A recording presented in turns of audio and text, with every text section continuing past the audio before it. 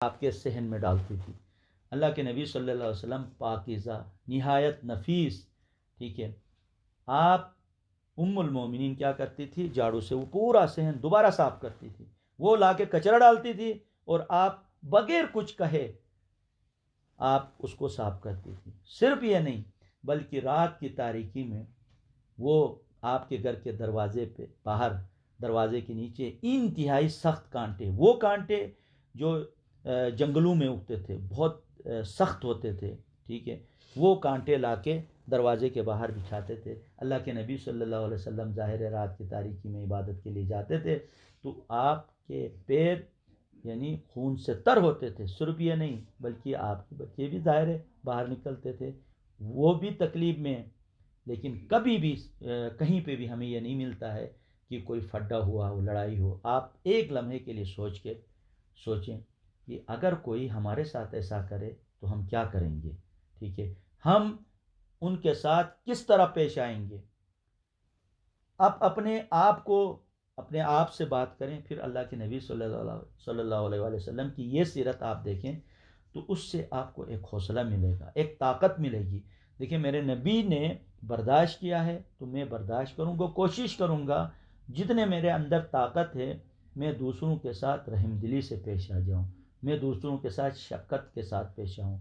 बुनियादी तौर पे सीरत का तकाजा ये है कि हम आपके उन रवैयों को अपनाएं और उन रवैयों का इजहार करें। ये बुनियादी तौर पे मुराद है। यहाँ मैं एक लम्हे के लिए रुकता हूँ क्योंकि बीच में माइक ऑन होता है, फिर जो है क्या मसला है पे हम आते हैं। जी, फिर किसी को कोई पूछना है। सीरत का ये पहलू है जो जिस पे हमें तवज्जो देना चाहिए। देखें, सीरत के इन पहलूस पे हम अमल करेंगे, उसका पहला फ़ायदा हमारी ज़ात को पहुँचेगा, ठीक है। तो हमारी ज़ात को जब मुख्तलिफ़ इशूज़ पे, जैसे कि अल्लाह के नबी सल्लल्लाहु अलैहि वसल्लम जो पैदा हुए तो उस वक़्त के जो हालात थे उस पे हम बात करेंगे। दूसरा जो है हम बात करेंगे अल्लाह के नबी सल्लल्लाहु अलैहि वसल्लम की उम्र मुबारक जब 10 साल की थी तो उस वक़्त जो आपके इर्द गिर्द माहौल बना हुआ था वो कैसा था। फिर आपकी जो है उम्र मुबारक 25 साल थी तो उस अरसे में आपके साथ किस किस्म के वाक़यात पेश आए, वो भी सीरत की किताबों में मौजूद हैं, तफसीलन मौजूद हैं। आप अपनी नॉलेज के लिए उसको पढ़ें। फिर अल्लाह के नबी सल्लल्लाहु अलैहि वसल्लम जो है 25 साल से 40 साल के अरसे में क्या करते रहे, कहाँ कहाँ कारोबार करते, बिज़नेस, आपका सोर्स ऑफ इनकम क्या था। ऐसा तो नहीं था लोगों के लिए मोहताज थे, लोग मेहनत करते थे ला के आपको देता, ऐसा नहीं है, ठीक है। हमने उन पहलूस को पोशीदा रखा है। हमारी ज़िम्मेदारी ये है कि अल्लाह के नबी को जब हम चाहते हैं, देखो हमेशा याद रखो, जिस शख्स को आप चाहते हैं उसके हर हर अमल पे आपकी नज़र होती है। आप अगर बाप से मोहब्बत करते हैं तो आपको पता होता है मेरा बाप कब उठता है, कब सोता है, कौन सी चीज़ कब पहनता है, कौन सा खाना कब खाता है, आपकी तबीयत कैसी है, आपको पता होता है। जो बच्चे अपने माँ बाप के करीब नहीं होते हैं उनको पता ही नहीं होता बाप की तरजीहात क्या है, बाप की ख्वाहिशात क्या हैं, बाप के मशागिल क्या हैं, क्योंकि उनकी तरजीहात में वो चीज़ें शामिल ही नहीं होती हैं।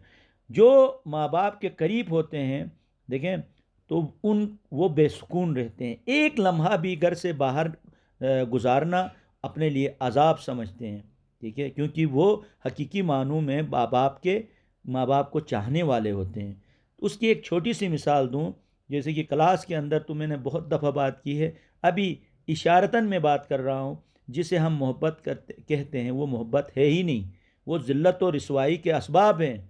मोहब्बत में इंसान को इज़्ज़त मिलती है, रिस्पेक्ट मिलती है। मोहब्बत में जिसे हमने मोहब्बत का नाम दिया हुआ है उसमें तो ज़िल्लत और रिसवाई है। रात की तारीकी में छुप छुपा के ये हरकतें करते हैं और नाम देते हैं मोहब्बत करते हैं। झूठे लोग हैं वो लोग, कोई मोहब्बत नहीं है। वो जलील करते हैं दूसरों को और दूसरों के इज़्ज़त को उछालते हैं। याद रखें, मोहब्बत की पहली पहचान ये है इंसान के अंदर शुजाअत आती है, बहादुरी आती है। जो सौ कॉट मोहब्बत करने वाले देखें वो चोर होते हैं, वो जो है रात की तारीकी में छुप छुपा के मिलते हैं, वो बुज़दिल होते हैं, वो बग़ैरत होते हैं, वो कोई मोहब्बत करने वाले नहीं होते हैं। ये ख्वाहिशात नफ्स पर अमल करने वाले होते हैं।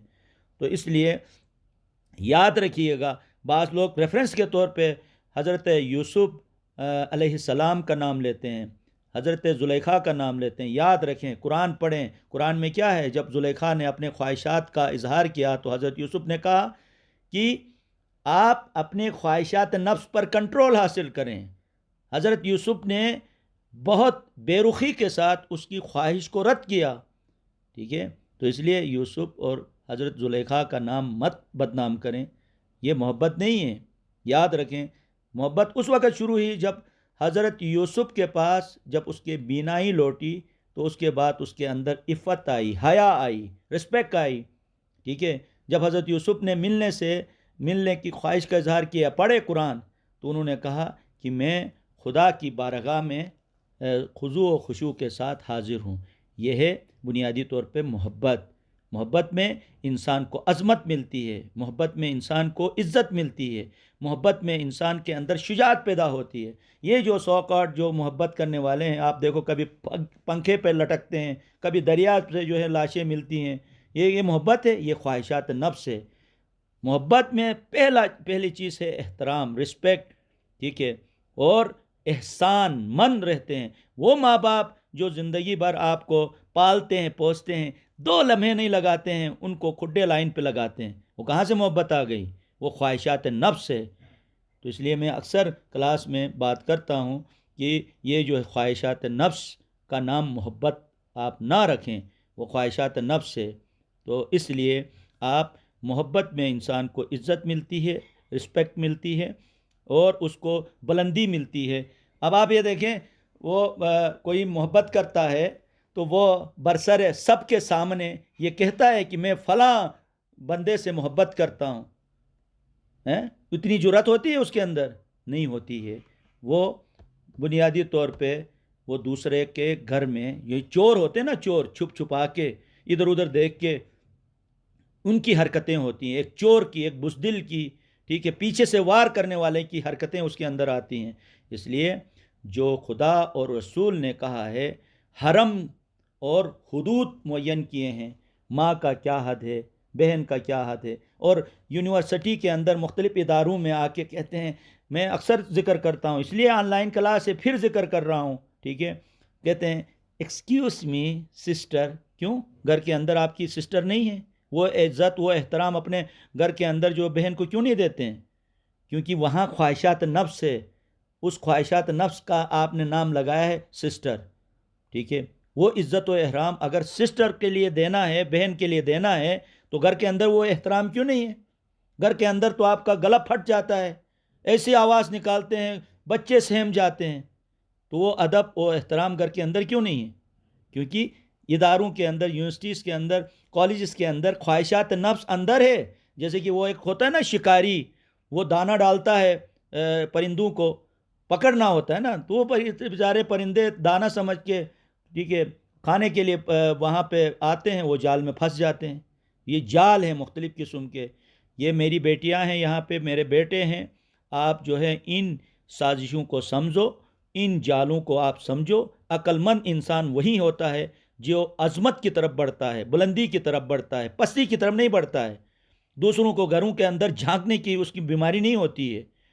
वो रिस्पेक्ट देता है, वो इज़्ज़त देता है, क्योंकि मोमिन इज़्ज़तदार होता है। कुरान की इन आयत में हम पढ़ चुके हैं, अल्लाह के नबी इज़्ज़तदार हैं। अगर हम इज़्ज़तदार हैं तो अल्लाह के नबी की सीरत अपनाएं।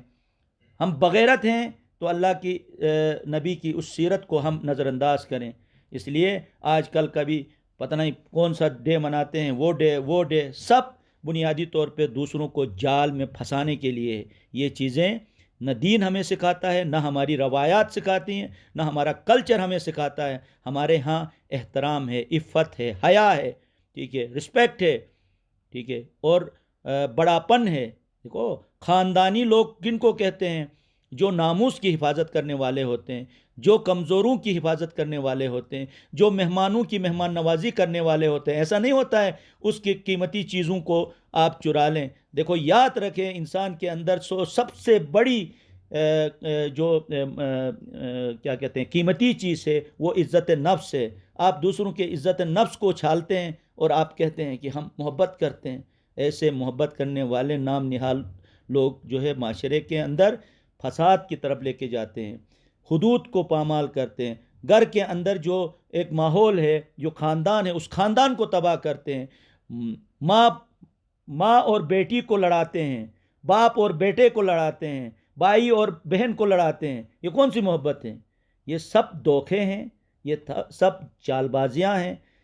एक मुसलमान इन चालबाजियों से आगाह रहता है। तो याद रखें, अल्लाह के नबी सल्लल्लाहु अलैहि वसल्लम ने अमली तौर पे रिस्पेक्ट करना सिखाया है। ठीक है, बेटी का आप घर के अंदर पहुंचते हैं, आप इज़्ज़त व एहतराम से बहन से आप मिलते नहीं हैं, इज़्ज़त व एहतराम से बेटी से नहीं मिलते हैं। और बाहर जो है आप जो है बड़े इज़्ज़त करने वाले बनते हैं।